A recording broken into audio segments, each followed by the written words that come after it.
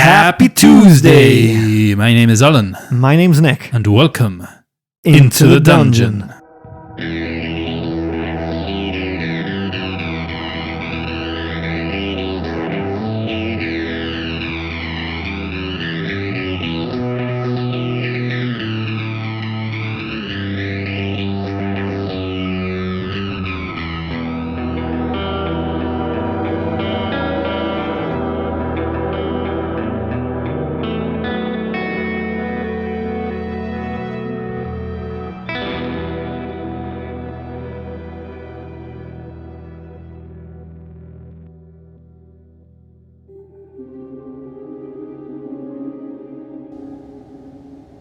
Torin! Get a move on! Either take the spear out, or let's get out of here! Torin, with his hand on the spear, turns around to Landar. Landar! I was gonna remove this, but I don't know. I've had a vision. What vision have you had, Torin? There's something dark. There's something foul. Let me check the bag better. And he turned towards his pack. We turn over to section 320. This is a section without a fight, so we're adding 1 endurance point. Torin goes up to 14, and Landar goes up to 25. Torin searches the man's pack, and he's horrified to find that it contains a scroll of human skin, upon which a message has been written in strange runic script. The only word that Torin can make out is Kai. Oh, he's been here to fucking kill us. Yeah, you are right. It was a trap. Torin also finds an evil-looking dagger with a black blade and a block of cold obsidian. These items bear the signs of the Dark Lord's craft. Something is very wrong here. Torin drops the pack as quickly as if it were red hot, and he turns to Mount Betsy. What are you doing, Torin? Where's Betsy? What do you mean, where's Betsy? Betsy! She's gone. She's no longer here. Those damn Zals! They've stolen it! Damn it, Landar! Weren't you keeping an eye? I was trying to keep you safe, not the damn horse. God damn it, we've got to carry on foot now. We should have never stopped. You were right, Landar. I'm sorry. Perhaps next time you listen to your elders, boy. So we need to turn to section 138. And before we do, we get another point of endurance. Landar's up to 26. Good thing I had that vision, eh? Yeah. And Torin's up to 15. The brothers have been walking for nearly 2 hours. When they reach the peak of a hill and see the Duranor forest stretch out before them, the road bears eastwards and enters the trees at a point where a large wooden tower has been built. The brothers can see the silhouette of a soldier on guard. Torin! Yes, Landar. It's a guard on there. We need to be careful. Either we continue to the watchtower via this path and risk being seen, or we try and avoid the guard. We take a wide detour and into the forest further south. But on Duranor, allies. I can't tell from here if he's Duranor or not. I'm gonna leave this choice, not to you, but I'm gonna follow your lead. Because last episode, I did a whoopsie. That's one way of putting it. Yeah. So, yeah. What do you think? I mean, it would make sense that this is a friendly god, but we've been ambushed, we've been, there's been 2 attempted murder attempts on us. Yeah. We're being tricked, left, right and center. Is he gonna be all friendly and then stab us with his spear? The fear I have, though, is that if we're, hiding in the bushes and trying to creep around, perhaps he'll spot us anyway and then think we are enemies. Yeah. There may be other guards patrolling as well. True. I'd rather take my chances with a human with a spear, based on this picture that we're seeing in the book, than with another Giak or Helgast. So you want to walk towards the tower? Yeah, I think we should go towards the watchtower. Alright. Hopefully, as you said before, they could be allies. Perhaps they can offer a respite and a shelter. Maybe even a weapon. That would be good. Although technically we've both got weapons now, so... Oh, no, we don't. No, I imagine that... You didn't withdraw the spear, so... and the dagger that I found, I imagine... Oh, you could have pocketed I don't know, I think, I dropped everything because it was dark magic and all that. Yeah, probably not a wise choice there.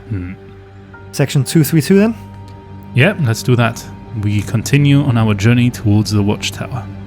We get an extra endurance point because of that non-battle section. The brothers are less than 20 yards from the tower when the guard steps forward and demands to know their business. What's your business? The brothers notice that the soldiers wearing the red coat of a Durinese man-at-arms. They realize that they must have reached the border of Duranor. We need to find some way of getting past them. This sort of implies that they're not allies. Okay, that's weird. I thought they were, but okay, so we have a few options here. I can use my Kai discipline of 6th sense. Yeah, I think that's going to be a must. To turn to section 149. Maybe or maybe not, because if we're trying to hide the fact that we are Kai, perhaps using that discipline now might give it away in front of the guy. Well, I don't think it's like a spell. I think it's probably just like... Yeah, I see it in my mind's eye or whatever, yeah. Actually, it's quite apt that we chose to have that as a vision, because you have a sixth sense. So. Yeah. Should have given me that option, I think. Yeah, 100%. If you couldn't use it there with an evil magical sphere, what's the point of having it? Exactly. The other option is to decide to say that we are merchants on our way to Port Bax, a little bit like one of our favorite tabletop games, the Sheriff of Nottingham. Yeah, bluffing our way through. We can try to offer a bribe. I don't think it's going to... Actually, I don't think we've got any gold. Or very little anyway. Very little, yeah. Not enough to bribe him, I don't think. Or we can show him the seal of Hamadar, which the king gave us. Yeah, I mean, that's probably the safest bet, yeah? I don't know. Yeah, but what if they're not friendly to the king? That's true. So, should I use a sixth sense? I think Torin should use a sixth sense. We're turning to 149, but before we do, we're adding our endurance points. Landar's up to 28, quite a healthy number now. That's 28 out of 31. And Torin is up to 17 out of 22 from full health. Torin senses that this guard is a loyal Durinese soldier. He gets a sensation that if he were to have attempted to bribe him, he would likely have considered it a grave insult and attacked the brothers. We've got two options here. We can either show him the seal of Hamadal, or prefer not to show it and pretend to be merchants on our way. Landar, you have that seal, don't you? Show him what our business is. Alright, we're friends, we're just passing through. We're in business of the king. Here, this is the seal of Hamadal. We come from Home Guard. We're turning to section 223, and we're adding another endurance point each. Torin up to 18, Landar up to 29. The guard stares at the magnificent ring in awe. The legend of the seal of Hamadal is well known to the people of Duranor. It is said that of all the lost treasures of the Durinese, the seal of Hamadal is one that they would not wish returned. The guard's anxious face shows that he clearly recognizes the ring's dreadful significance. Oh, I did not know it was dreadful. Good to know. And neither did I, I will not hinder your urgent mission, but I cannot help you except to set you on the road for Port Bax. Continue on this forest path, and you will come to a fork near a stunted oak tree. Take the left track. It is the quickest way. Thank you, friend. I am not your friend. Well, thank you anyway. You're welcome. The brothers thank the loyal guard and push on once more into the forest. A mile or so along the road, they come to a fork and take the left track. It leads to a stone bridge across the Rime Rift. The waters of the Rime Rift are over a mile deep and up to 2 miles at its widest point. Near the bridge, the brothers find a signpost. Torin, we're almost there. Port Bax, 3 miles. I thought we'd never get there. I reckon perhaps an hour at most. Yes, let's keep going. We're presented with no option here but to turn to section 265, but not before adding another point of endurance. Landar's just 1 away from max health, and Torin is up to 19 out of 22. Things are looking good. Famous last words. At dusk on the 10th day of the brothers' quest, they experience their first sight of the magnificent city of Port Bax. Like a diamond set in the green velvet shore, the towers of the city glimmer in the pale light of a waxing moon. To the north is the harbour and the formidable war fleet of the Durinese navy.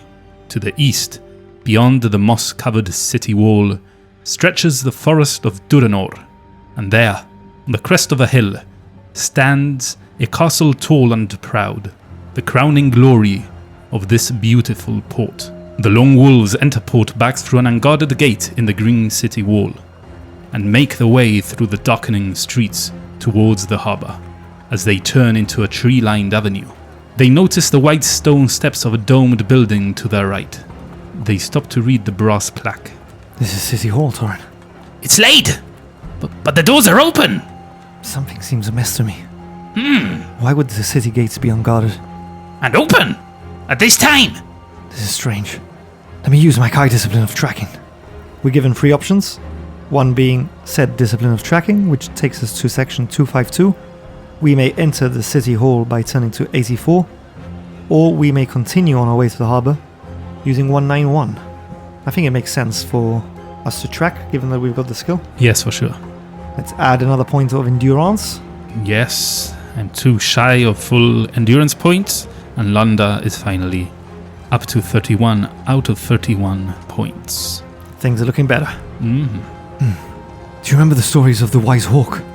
Our Kai Master, Torin. That old windbag had a lot of stories. Which one do you mean? Well, he was envoy to Port Bax for many years. I remember he knew and loved the city well. Almost as well as any native Duranese. Oh, yeah. That thing about the consulate. The one overlooking Alling Square. That's the one, in the naval quadrant of the city. There, look. The sign's pointing us to the left. Down that avenue. Naval quadrant. Half a mile. This must be the right direction. Let's go, Landar. We're turning to section 191. No choices given. Landar cannot get any further endurance, but Torin sure can, as he's now 1 point shy of max endurance. Feeling good, feeling healthy, feeling refreshed. At the end of the avenue, the cobbled streets turn abruptly to the right. Opposite this point is a tall, white stone building with a plaque above the door, which reads, Port Watchtower, Harbour Authority. The brothers can see that the cobbled streets end at a high stone wall. There is a large red gate in this wall, and is guarded by 2 soldiers. Beyond the gate, they can make out the masts of the ships moored in the harbour. If the brothers wish to enter the Port Watchtower, they will turn to section 318, or if they wish to approach the red gate, they turn to section 246. I'm not sure where the square is from here, Torin. I don't know. Maybe we see the ship that left us stranded here in the harbour. Hopefully we're not too late. The way I see it, we can either ask the guards for some help, or perhaps climb the Port Watchtower. See if we can see it from up there.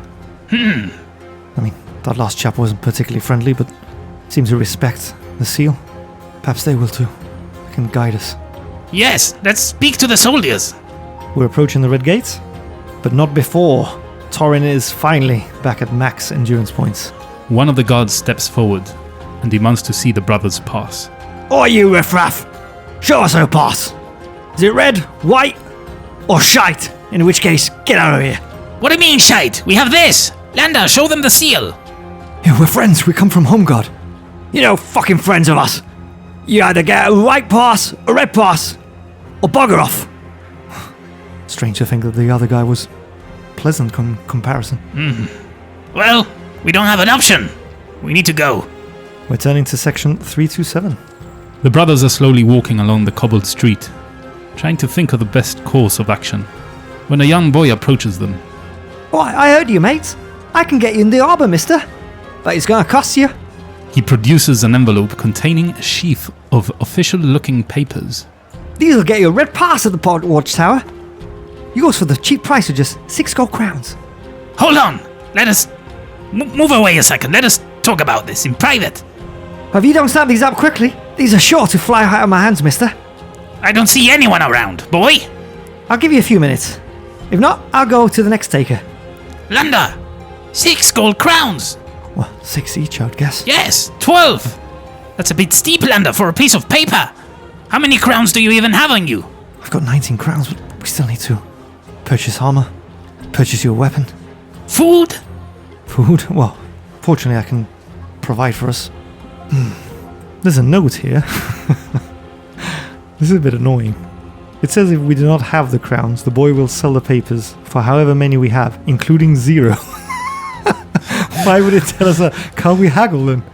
So basically we either have to pay full price or he'll give them to us for free if we were broke. So we can lie and say we don't have money. I mean, why would it... Surely you could have just put another option there saying haggle or negotiate or something, and then roll on the table and... Well, I guess we either have to, if we're going to play this correctly, we probably have to pay it or... Yeah, we're not going. Or not. Yeah, I mean, But then it also has a little note down there at the bottom of the section that says, without the papers, it would be possible to wander endlessly in Port Bax. So basically we need to get the papers. Yeah, we have to get them. Yeah. So, yeah, let's just pay for it. I suppose we should pay it. Yeah. We don't have any options, Landar. We don't know anyone here. We don't even know the Kai is still here. You. Here, here's your crowns. You won't regret it, mister. Enjoy your stay. Landar's down to just 13 gold crowns, and Torin down to 7. Boo. We're back. You again. You got your passes, or else bugger off. Of course. What do you take us for? Here, 2 red passes. Alright, get in. Don't muck about. In you go. Thank you. The brothers enter a large room full of ledgers and files. A man wearing the uniform of a Duranese naval officer is seated opposite a large desk. He peers up at the brothers inquisitively from behind a huge book. Yes. You must have pressing business in the naval quadrant to apply for a red pass at this late hour. I shall need to see your access papers and a proof of your commanding officer's authorization. Fortunately, we fell overboard. We've been trying to find our ship. Alas, we do not have the documents you require. But we have this. The Seal of Hamadal. Basically, we've got 3 options here. We either present the seal or the papers. We don't have papers, so we are showing the seal. Or if we don't have either, we return to the outer hall. So basically, we only have one option. Show him the seal and seal the deal. The man stares at the seal with a look of shocked dismay. Without saying a word, he gets up from his chair and beckons the brothers to follow him up a flight of spiral stairs that leads to a dome chamber. Here, the brothers meet the captain of the port watch. He listens intently as they tell him of the war in Summerland and of their urgent mission. Well, it appears we've goofed, ever so slightly. Yes. It all seemed a bit confusing. Yes, because as we presented the seal and this captain looks intently as we tell him of our story, he tells us that he's going to issue a red pass immediately, which has rather confused us. So we've had to backtrack a few pages. And when we bought that envelope, which we have now realized was an application for the red pass, not the red pass itself, we were meant to have entered either a red door or a white door at the tower, not at the gate where we were before. So technically we didn't really speak to those guards. We didn't present our passes. No, because we didn't have any. We just have the papers to apply. And now we have the papers, but we've chosen to show them the seal of Home Hamadal or whatever it's called. So we didn't even need to pay the 12 gold we paid for the papers. Nope. But anyway, here we are now with the papers and the seal, and we are told... We're told to hurry along the streets towards the harbour guards, the ones that we thought we had just roleplayed with. Yeah. They've said, issue a red pass immediately. Top priority. So that seal means business, I guess. And there we go, towards the guards. 246. We're not going to roleplay this again because we already have done it. We have the red pass, so we're turning to section 202. The soldier salutes the brothers and allows them to pass through the red gate. The lone wolves walk into an open square, lit by the tall beacons lining the quayside. To their relief, they sight the marble pillars of the Summerland consulate, and the familiar sun flag of their country flying above it in the fresh night breeze. As they climb the stone steps, they are recognized by the Summerlanding guards on duty at the main door. They disappear inside and quickly return in the company of a tall grey-haired official. His anguished expression suddenly changes to a smile of joy as he beholds the brothers' ragged Kai cloaks and tunics. Oh, hope beyond hope! Thank the gods that you live, Kai Lords! The scant news that has reached us from the west has caused us great alarm. Come, please, you must talk with Lord Lieutenant Ryger. The brothers are ushered inside and taken immediately to the envoy of Summerland. Moving to section 31. The brothers' first meeting with the Lord Lieutenant comes as something of a shock. They had perhaps half expected him to be a servile old man, as are the envoys of the southern lands that plague the king's court and their delegations. The man clad in heavy chainmail standing before them is neither old nor servile. They soon learn that Lord Lieutenant Ryger is an exceptional man. Born of a summer-lending father and a Durinese mother, he has become something of a legend in the city. In the last decade he has led an alliance of the nations to victory against the invading ice barbarians of Kalti. Wise in peace, fierce in war, the brothers could not have wished for better company on their quest for the Summersford. Ryger orders that a sumptuous meal be served. It is by far the best food that Torin and Landar have tasted since the war began. During the feast, the brothers recall the events that have brought them to Port Bax, and they reflect on the daunting challenge that still lies before them. After their meal, Ryger sends for his physician, who attends to their wounds. His potions restore 6 endurance points, which we don't need, and then he advises the brothers to sleep, for they are to leave with the Lord Lieutenant for Hamadil in the morning. Early the next day, the brothers are taken to an enclosed garden at the rear of the consulate, where Ryger and 3 of his best soldiers await them on horseback. They are to be the brothers' bodyguard and guides on the 230-mile ride to Hamadal. The streets of Port Bax are just beginning to come to life as they ride for town. Passing under the moss-covered city gate, Landar and Torin feel confident that their mission will succeed. We now need to pick a number from the random number table. So in our usual fashion, we'll both roll, and whoever rolls highest will be choosing the section. That's correct, unless we both roll within the range, which is 0 to 4, so 0 is low this time, or 5 to 9. You go first. That's a 9 for me. And a 7, so we fell in the same bracket, I believe. That's correct. We are turning to section 254. For 3 days and nights, the brothers have followed the highway to the capital as it runs parallel to the river Durinon. The river valley is a wide belt of rich cultivated land that climbs towards the Hamadal Mountains, one of the highest ranges in all of Magnamund. It is on the morning of the 14th day of the brothers' quest when 6 cloaked men appear at the edge of their camp. Lord Lieutenant Ryger is the first to draw his sword. With a voice of authority, he demands an explanation for the intrusion. In reply, they unsheath black swords. Ryger shouts to his men to prepare for combat as the cloaked strangers advance towards the brothers. We've got 3 options here. If we have the Kai discipline of 6th sense, we turn to section 344, which to me makes sense. If we wish to draw our weapons and prepare to fight, we turn to 69. Giggity giggity. Snap. If we do not want to fight, we can evade by running into the woods before the combat begins and turn to 183. Yeah, I mean, we're not running, are we? No, No, we so- can't run with no. this epic entourage that we've got with us. No. Kai discipline of 6th sense, I think. Yeah. Section 344. Landar! What is it, Torin? Remember the vision I had? Yes. The Hellgast. Yes. The one that killed us. The fell captains of the Dark Lords. You think there's a Hellgast amongst them? They are all Helgast. They have been sent on a mission of assassination. They appear as humans, but they are not. I'm sure of it. They're Helgast. That does not bode well. They're immune to normal weapons. And your mind blast. Let's run, Landar. Let's run. We can't die here. Ryger, to the forest. Run, you fools! They're Hellgast! We've got no option here. We're turning to 183. Yeah, running towards the forest. The forest drops away steeply at the edge of the campsite, and in the brothers' haste, they trip and fall headlong through the trees. We've got to pick a random number again. This time, if it's between a 0 and an 8, that means there's only one option to avoid that section. We turn to 311. If we roll a 9, we turn to section 159. I'm thinking that one of us rolls here. I think we do the same. We both Yeah. roll. If we're both under 9, Well, if We- one of us rolls 9, we go with 9. yeah, basically. Okay. All right, I'll go first again. Right, that's a 2. Over to you. Over to me. 4, a 3. So yeah, we're probably going to break our heads or something. Surely we'll take some damage as we turn to section 311.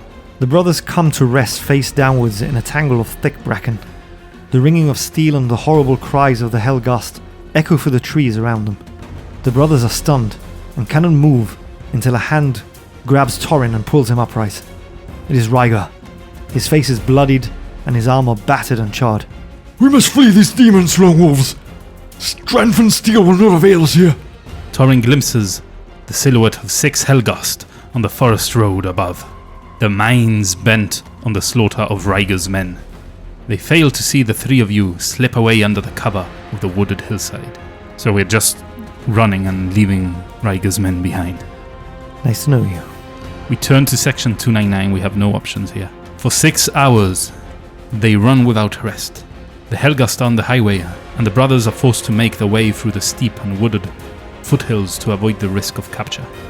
Many times they feel that they just cannot go on, that the pain and the fatigue are too much to bear, but each time that they falter, they are spurred on by Ryger. The brothers marvel at his endurance, for he is not a young man, and he is clothed in the heavy armor of a summer-lending knight.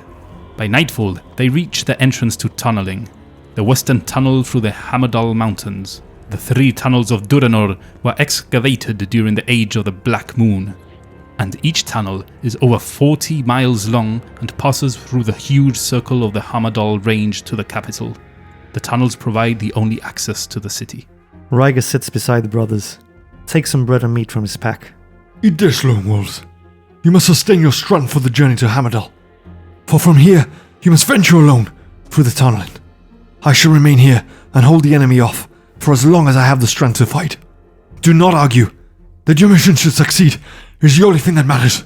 If Ryger is to hold off the Helghast, he will need a magic weapon, as his own sword is of no use against the creatures. So we're given 2 options here. If we wish to give our magic spear to Ryger so that he can defend the tunnel entrance, or if we do not possess the magic spear, we turn to section 118. If we do possess a magic spear but wish not to give it to him, then we turn to section 102. As we don't have the spear, we will be turning to section 118. The brothers bid Ryger farewell and enter tunneling. Over 100 feet in height and width, the tunnel runs to the capital on the far side of the Hamadal Range and is lit by torches for its entire length. The highway for the mountains is usually alive with the traffic of merchants to and from Port Bax, yet now the entrance and interior are deserted, except for an overturned fruit wagon. As Landar and Torin walk deeper into tunneling, a doubt nags at them. Have the Helghast arrived here first? The brothers have been walking for half an hour when they see a strange creature on top of a wagon in the road ahead. It is 2 feet high and resembles an overgrown marsh rat. The brothers assume it is some sort of tunnel-dwelling rodent, till they notice that it is wearing a splendid jacket of patched leather and carrying what appears to be a spear. As the brothers get nearer, it suddenly turns to face them, its whiskered nose sniffing the air, and its bright black eyes peering into the gloom. As it sees the brothers, it scampers off into the darkness of a smaller tunnel to their left. If we have the Kai discipline of animal kinship, we turn to section 279, which we don't. If we wish to follow this creature, we turn to section 23. And if we wish to ignore it and continue on our way, we turn to 340. What was that creature, Torin? I don't know, it looked like a rat. I don't think we should follow it. I say we continue on. We've got to get to Hamadal. God knows how long Ryger's going to be able to hold off that Helghast. I hear you, Landar, but what if we don't know where we're going? Maybe this rat can help us. Maybe he can guide us through the tunnels. The tunnel's just a straight line. Is it? Are you sure of that? Almost positive. Well, I don't know. I'm curious. Your curiosity almost got us killed last time. Let's just get to Hamadal. Okay, Landar. I'll trust your judgment this time. So we're ignoring this creature and turning to section 340. Yep. The brothers have been walking along the deserted tunnel for a further half hour when the highway splits in 2. I told you, Landar. We should have followed the rat. Now where do we go? Right is always the right way. To quote a bedtime story the Cow Lords used to tell us of Shrew and his shrubberies. Yes, I remember that works for them. You're right. Let's go right. In that fable, it got Shrew shrubberies out of a pickle. Let's go right. We've got 2 options, as you may have guessed. Section 64, taking us left. Section 164, taking us right. Nice little Easter egg and throwback there to those of you who have listened to Season 1 of our podcast, The Adventures of Shrew Shrubberies in the Dragon of Ice by a Peak. If you haven't, go back and listen. You're missing out. You miss Shrew. There's a certain similarity with Landar's voice. Yeah. And a certain similarity between... Sorry, not Landar's voice, Torin's voice. And a certain similarity between Fabian and Landar, yeah. Landar. We can't let go. after playing them for nearly 2 years. Yeah. They're deeply ingrained in us. Yep. Anyway, the brothers have walked for nearly a mile along this deserted tunnel when they see a flight of steps cut into the rock face to their left. They lead to a platform which runs the length of the tunnel ceiling. It is used to service the torches. We have the Kai discipline of Sixth Sense that, as we all know now, Torin has. We turn to section 172. If we wish to climb the steps and investigate the platform, we turn to section 52. If we wish to ignore the steps and continue on our journey, 256. I mean, let's use the Sixth Sense again, yeah? Yeah, we have to. Wait, Landar! I feel a vision coming on! What is it? What do your senses tell you? Landar, there's something evil hiding in the darkness of the platform. More of those rats, no doubt. I don't know, evil! What if it's a Hellgast? Then we should definitely avoid it. Let's sprint past the steps on the platform, Landar! I agree. There's no point in turning back. Right is always the right path. So we've got 3 options. We either climb the stone steps and confront this evil. We sprint past, which is what we're going to do. Unless you want to jump in and correct me. No, yes, let's sprint past. Or the third option was to turn and take the left path. And we know that the left is always the wrong one, so... 256 it is. Yep. The brothers pass the stone steps and continue along the highway. They have just passed under the platform when they hear a noise above them. They stop and stare upwards, but they can see nothing in the gloom of the tunnel ceiling. We have not been given any options here, we just need to turn to section 134. The question I have to raise here is, if we know there's evil because I used my Sixth Sense, why are we stopping under the platform? Yeah, especially when we said we were going to run. Sprint. Yeah, sprint past. Joe Dever, you do me dirty. Suddenly, from out of the darkness, there is a blood-chilling cry. The brothers find themselves staring into the glowing eyes of a Hellgast. Whoa, shit! Oh my god. As it tries to close its fingers around the brothers' throats, they scream in terror and fall to the ground. The hideous creature tears at the tunic, rending the cloth with its black claws. We do not have a magic spear, so we cannot turn to section 38. We have no choice but to turn to 304. It may be of some consolation to learn that the brothers' death was mercifully swift. The Hellgast fingers tore and burnt their way through their throats within seconds. But the seal of Hamadal is now on its way to the Dark Lord city of Helgadad. The life and quest of Torin and Landar come to a tragic end here. Damn it! It's of no consolation. It's of no consolation, and I refuse to accept this as a loss because... Yeah, we were tricked. Yeah, we discussed this in the previous section. The choice we took after knowing that there was evil was to sprint past, not to stop and nonchalantly wander. Yeah. Stop and look up. Yeah, that was never discussed on the choice. It was sprint past the platform. Yeah, exactly. We knew there was something there. And then we stopped under the platform. And looked up, because we heard a noise. We knew there was something there already. Yeah. Why would we have stopped? I would have understood that if we hadn't used the Sixth Sense. Exactly. So. And you walk past it, or whatever. Yeah, fine. You walk past it, you haven't sensed anything, you hear a noise and you stop. I'm hearing something. There's a VAR review. There's a VAR review. Yeah, they're showing it on the screen. Bullshit! Decision overruled. It's bullshit. We're going back a few pages. This is not a failure on our part. No, and I don't accept that highly it is. Surprised that this is not in the errata. Yeah, because previously there's been a few things in the errata where there was some contentious issues. This should be one of them. For those of you that don't know what a VAR review is, it's basically a video referee review thing that you get in certain sports. So you have a second look at the play and see what went wrong. Yeah, see if there's been any bullshit like this like clearly this, happened like here. this one here. So there's not going to be any visions of us dying. There's not going to be any rewind. This is bullshit. Yeah. Bullshit, I tell you. So we're just going back. We find ourselves back at section 172 where we were deceived. Yeah. So that just to reiterate, it said if you wish to sprint past the steps and platform, sprint past the steps and platform, turn to 256. Yeah. Not stop and look up. Okay, now we got that off our chest. So Technically now we have 2 choices, because that choice should not exist, having used the Kai discipline of Sixth Sense. That's right. So we either climb the stone steps and confront it. Okay, let's do that. Yeah, no, we're definitely not going to do that. So we only have one option, and that is to admit that the right path is not always right. No, what was Shrew smoking? Yeah, some of that pipe weed, no doubt. For sure. Maybe he's had a sausage or two too many. Poison sausage. So we're running back and taking the left path and Yeah. turning to section 64. Yeah. Ahead, the brothers see a passenger wagon similar in design to those that use the coast roads of Raggadorn. The horses have been cut free, and it appears to be deserted.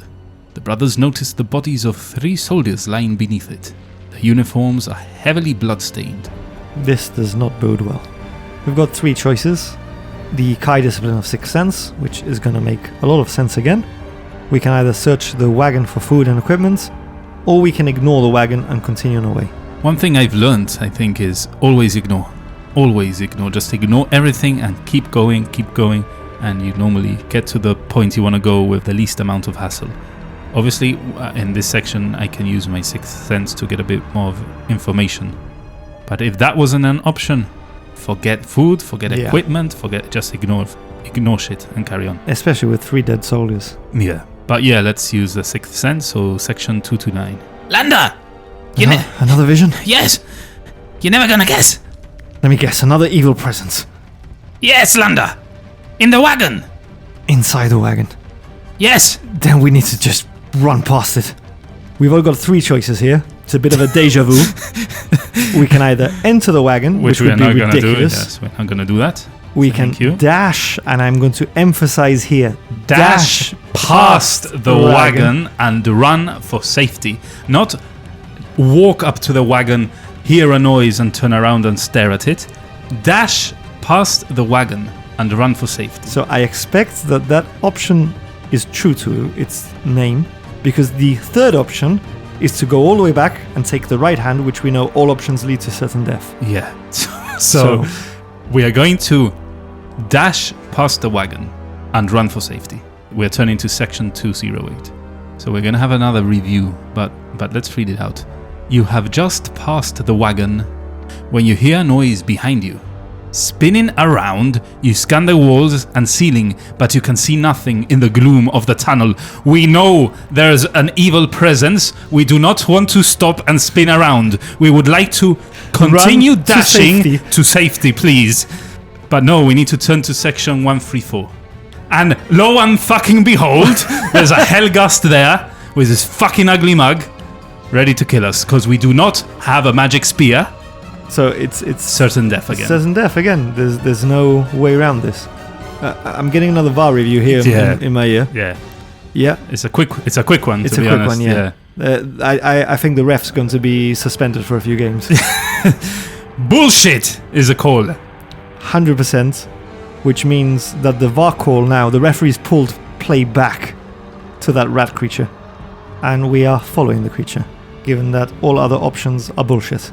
But first off, I think Nick needs to take one of those punishment. I'm not gonna take it, because I refuse with this one, because but wait, all options. Okay, all the options after this page were bullshit. But literally bullshit. You chose to not follow the rat, and I said we should. I chose to not follow the rat, but then all the subsequent options did not stay true to the options we were given. We wanted to sprint past the steps, which we didn't do. Yes, I know. We then wanted but run to safety, which all we of didn't that, do. All of that was set in motion because you chose not to follow the rat. Yes, I mean, you can't argue with facts. That is bullshit from the way that this has been written. In fact, the errata, in a way, tries to mitigate the bullshit, but I don't think has fully fixed it. No, because it just changed. It just changed the pages around. Yeah. Anyway, let's carry on. Bullshit. Let's follow the rat. I still think you should take one. No, I refuse. Black mark. We'll let our listeners decide.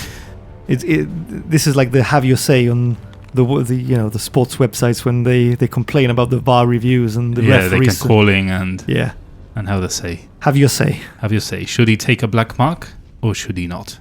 He should.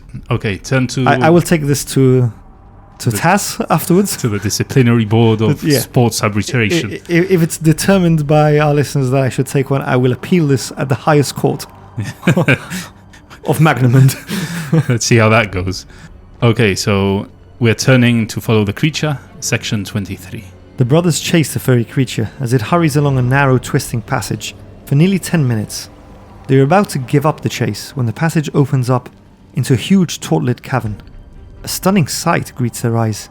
The cavern houses an entire colony of these strange creatures, all busy sorting through and examining a vast pile of strange objects littering the center of the hall. Here comes our fucking magic spear! You think we're going to find one? A magic spear? I don't know, man. Everything seems to be revolving around this bloody magic spear. Because they are... The hoarders. The hoarders, yeah, so they might have found one outside. So anyway, we have Come the here, Kai. you beautiful little rat, you rescuer of Down Under. I told you we should have followed him at the very beginning. I had a feeling, and Torin always has good feelings. Yeah, like pulling the spear. Yeah, well, I had the vision, so we avoided that one. Yeah.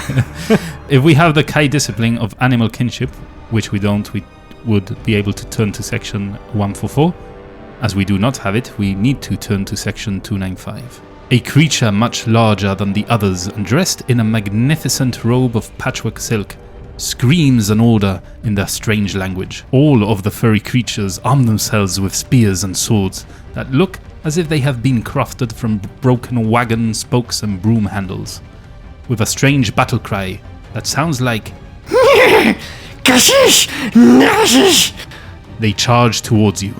The brothers' curiosity soon gives way to the realization that they must evade them or be trampled to death by the sheer weight of their numbers.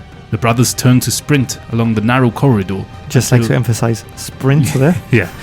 Until their angry cries begin to fade. They reach the entrance to where the passage connects with the main tunnel and continue their journey from there. We turn to section 340. We're stuck in an endless loop here. Okay, something's gone horribly wrong here. So now we have been walking along the deserted tunnel for a further half hour when the highway splits in two. This is the exact same thing. The exact same section. The errata here says that the only way, essentially, to have been able to do all this is to have fought the Helghast when we saw that dead knight of the mountain or whatever he was called, and he had the spear in his chest. And it states here that this directly contradicts the statements in the Kai Wisdom sections that wise choices in disciplines enable you to succeed regardless of your combat skill and endurance scores. So yeah, the wise choice there would be not to take the dagger and not to fight the Helghast and move away. Not the dagger, the spear. You need the spear to then kill the Helghast here in the tunnels. The only other way to complete this is if you follow the rat and you do have the animal kinship. Yeah, the discipline of animal kinship. Then we believe, we haven't gone to that section yet, but we believe that you will be able to talk to the rats, I imagine, and perhaps find a way through. That is our only avenue right now. That's the only way we can continue with the book. All other options are dead ends or deaths. Yeah, it's an endless death loop. So if this doesn't work, we will, I guess what we'll have to say is, because it says you drop the pack, we can assume that the dagger was magical or something, or retcon that and that you kept it. And we'll have to fight and then leave it to the fates of the battle. So, but I hope that these rats will offer some kind of support. So we are forgoing the fact that we need the discipline of animal kinship? I think that's the only thing. They'll appear startled, but as they get closer, they realize that we're not a threat. In the interest of completing these books, and in the interest of the podcast and for your entertainment, we shall cheat a little bit and say that... I don't think it's cheating if the book is broken. You know, we'll fix the book. We'll fix the book and decide that, the rats gave chase, but then they said, hey, hold on. These guys are no threat to us. These guys are not Helghast. They're but mere humans. And so a large Nudnik, wearing a brightly coloured cloak of patchwork silks, orders several of his people to arm themselves and drive the brothers out of the hall. Not looking good so far. But at least we know that these rat folk are called Nudniks. As the brothers... Nude Nick. That's the name of your OnlyFans page, isn't it? Nude Nick, yeah. Nude Nick and Big Al. Yeah, you heard it here first. Okay, anyway.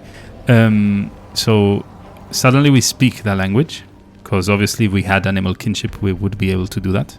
Let's just say they know English. Yeah, let's say they speak common. They speak common. They've realized they look clever. Yeah. They've realized that we're no threat, and so this large Nudnik addresses the brothers, saying he's the leader of the colony. His name is Gashgis, and he welcomes the brothers to join him on the top of a raised platform in the center of the chamber. The raised platform, the one where the Helgast... I hope not. If this is another endless death loop, we quit. We storm out. I'm flipping the table. Yeah. You're not a... No, they speak common, don't they? We said that. Yeah. Well, but they have the accent still. Yeah, but that's gibberish, what's written on the page. No, use not a Duranese man. Oh! He's actually speaking in common. Just with a heavy accent. I did not realize that. Alright, so channeling my inner Zeline from Dragon of Icespire Peak. You's not that Duranese man, eh? Where's yours come from, eh? Questions Gashgis in his strange Nudnik accent. We are summer landing on our way to Hamadal. You's not black screamers, eh? Black screamers? Oh, the Helgast, no. Two of them arrived in the tunnels of Tunnelin 2 hours ago. They caused quite a panic. I know where they are, lying in ambush, waiting to appear. Isa shows you the way past me. That would be so kind of you. We'll follow you. The brothers follow Gashgis down the steps of the platform to the hall below. Before the brothers leave, a pretty female Nudnik offers you some food for your journey ahead. That's my alter OnlyFans page where I cross-dress. Pretty female Nudnik. You heard it here first again, so look it up. or don't. Yeah, please don't. There is enough for 2 meals. Thank you. Very kind of you. The brothers follow Gashgis along one of the many passages leading out of the cavern. After an hour of trekking through the dark, he stops and points towards a shaft of light that is pouring through a crevice in the far distance. Yours goes left. Yours be safe. Thank you, Gashgis. We surely would have died if not for your help. I've got absolutely no doubt of that. You've been very kind. The brothers then squeeze through a fissure in the rock wall and drop 3 feet to the pathway below. The brothers are thinking how kind the Nudniks were when they discover that they've stolen all of their gold. Rats, stinking rats. The brothers continue along the tunnel and turn to 349, but not before we update our charts and... I just had 7 puny crowns. Yeah, now we've got none. Oh my. 349 it is. The brothers have covered nearly 3 miles, and they see a group of wagons in the distance. They've been strung out across the highway to form a barricade. Soldiers in red uniforms line the roofs of the wagons, and a large crowd of people have gathered behind them. Landar and Torin hear the excited chatter echoing along the tunnel. As they get closer, there is a sudden silence, as all eyes turn to stare at them. A detachment of 10 soldiers led by a knight whose shield bears the royal arms of Duranor advances towards them. And that's where we're going to call it a session. Tense moments. Tense, stressful, frustrating. Yeah, this hasn't been a good episode. It's been fun. Yeah, it's been fun to play. A bit of a letdown yeah. with how the things turned out and the options we were given and the death loop that we encountered. Yeah, quite a glaring error to have in the book. I think so, yeah, because again, as we mentioned, there are options, but if you're this far into book 2 and you haven't happened to choose the animal kinship you can't discipline, do anything, really. You can't do anything, and it's all down to having to try and kill that Helgast at the very beginning. But again, it goes against what the book actually says, that sometimes good choices... Yeah, and actually, I would go further, because it says rewards wise choices, yet every wise choice is a bad choice. every single one. Well, Like, all of them. maybe not. But for example, like now, following the rat was a wise... Was it wise? I mean, following a rat down a tunnel maybe isn't the wisest choice. No. Especially, and he was armed. Yeah. It seems like the wise choices are kind of presented to you as a wise choice, but then have an extra added dimension to them after turning to the section. Yeah, but it's punishment for taking the wise choice. Because if we look at the errata, which said, Rygar was going to stand back and defend the tunnel whilst we traveled through. The only way he can do that without dying is by giving him the spear, which would be a wise choice. And yet you are punished for giving him the spear and traveling into the tunnel. Yes, because then you cannot kill any of the Helghast beyond. Or would the Helghast have been there? Because perhaps those Helghast came by way of killing Rygar and getting into the tunnels. No, because in the original version, You punished give him, as well. You're punished by giving the spear. So, But you're still punished in the same one. In the errata, you're still punished the Yeah, same. exactly. So I don't understand So, what I they mean, fixed. if you don't give him the spear, so if we go back to the original version, which means you do not. So first you have to have the spear, which is an unwise choice. So let's say you do that, you somehow by some miracle end up defeating the Helghast without any weapons, without any armor, without hardly any health, because I suspect that if we had not fallen off the ship, we would have probably been attacked at some point again anyway, because there were all those flying creatures as well. So you leave Rygar to defend you with the magic spear against, and I will emphasize, 6 Helghast. So you would hope he might kill 1, 2, 3, 4, 5, maybe even all 6 before he dies. Or maybe he doesn't die, and then he would join you in the tunnels and help you. Or you get killed by a soul Helghast in the tunnels. So it just doesn't make any sense. So yeah, enough of that rant. We've taken a short break.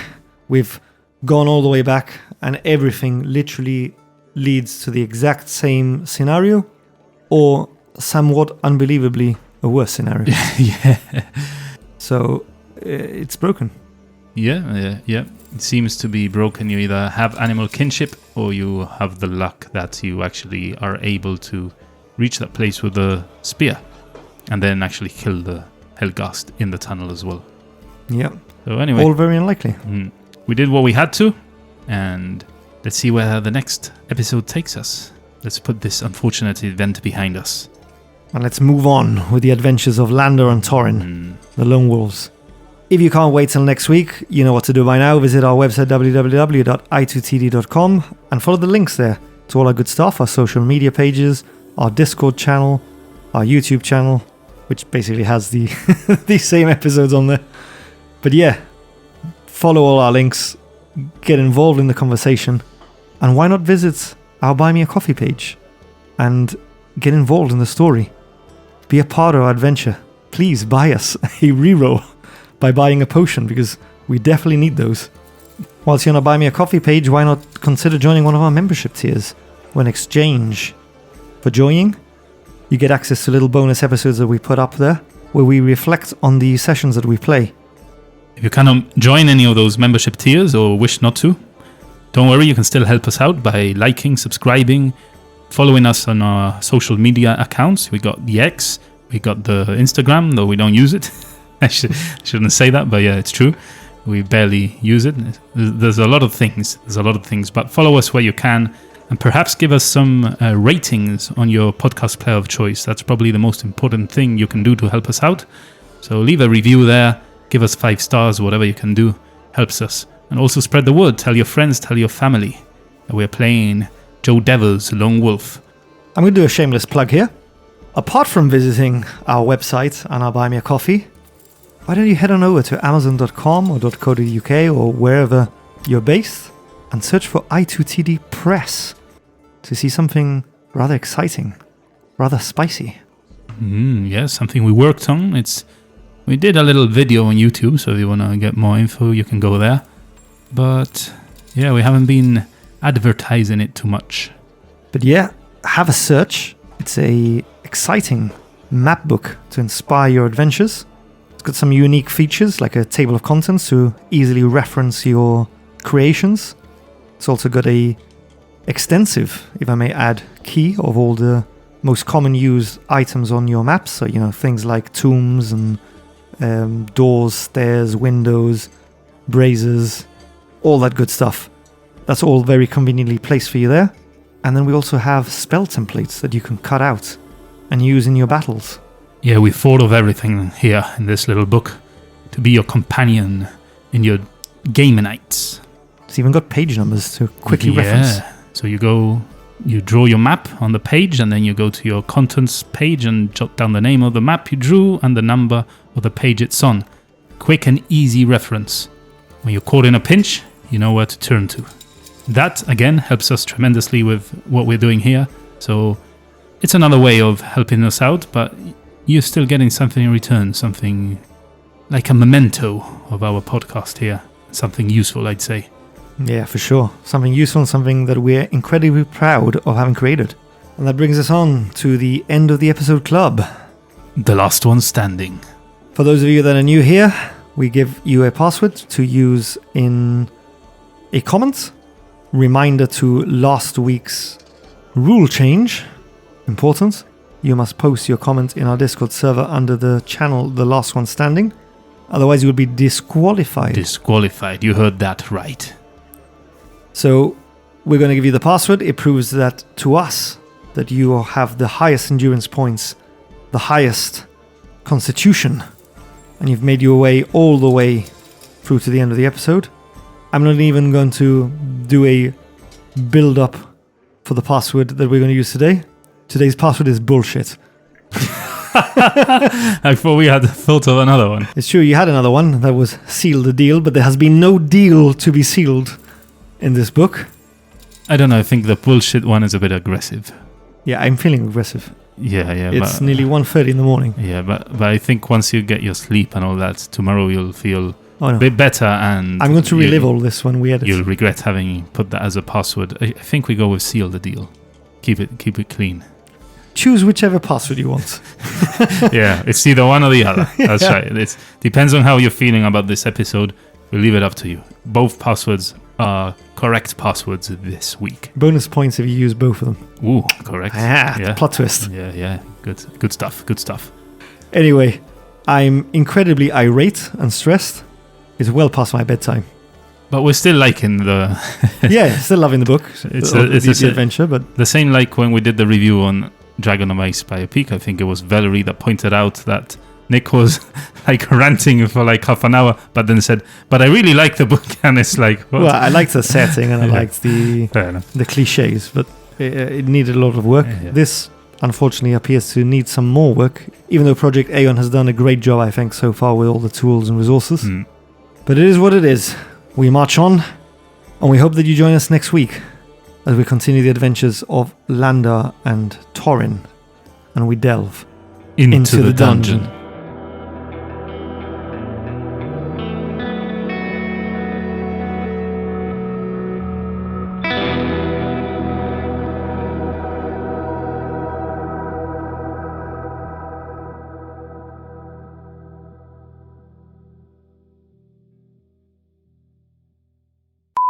We've got three options here.